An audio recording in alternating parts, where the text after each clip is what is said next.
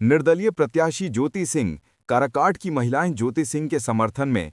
आप सब जानते हैं कि ज्योति सिंह निर्दलीय चुनाव लड़ रही है, काराकाट से वो भी अकेले अपना दम पर।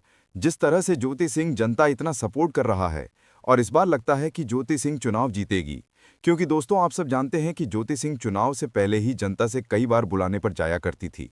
लेकिन दोस्तों जनता से इतना प्यार हो गया था ज्योति सिंह को, जो चुनाव नहीं भी देती है फिर भी उनको जनता का सम्मान और इज्जत करना पड़ेगा।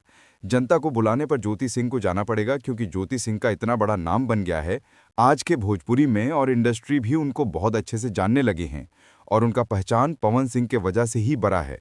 लेकिन ज्योति सिंह का नाम से कई महिलाएं हैं और कोई नहीं जानता, और पवन सिंह का वजह से इस ज्योति सिंह को पहचान मिला है। ज्योति सिंह कुछ करे या ना करे, पति का इज्जत हमेशा करते रहेंगे, क्योंकि पति के चलते ही उनका नाम हुआ है और लोग जानते हैं ज्योति सिंह को।